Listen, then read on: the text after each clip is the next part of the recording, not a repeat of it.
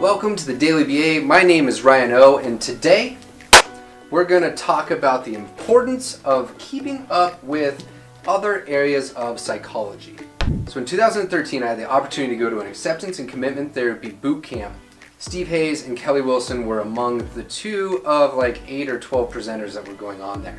During one of the intermissions, I got to talk with Steve, particularly about areas of psychology and how he was kind of building community. And one thing that he said that was extremely important was to always keep your foot in other areas of psychology. That could be social psychology, developmental psychology, educational psychology, any of that really counts. As a behavior analyst, this was something where I was like, well, aren't we kind of like in our own field? And some even talk about we aren't just a field, we are like psychology.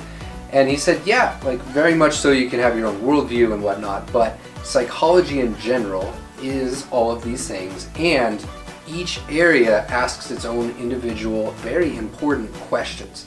And that's what got me, the important question. So this is a book that you would not find on the typical behavior analytic shelf, but I've got this and many others that I keep just to reference. And I think this is really valuable for a few different reasons. You can be in an interdisciplinary meeting and hear something that you're not quite, and you can go and use these sort of resources to reference that.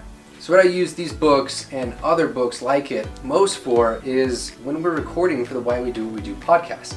It is my way to make sure that I am staying in touch with the literature just a little bit that is outside of our community. So I don't know what it is that's going to be useful for you to be able to make sure that you're keeping a foot in these other areas. That's a strategy that worked really well for me.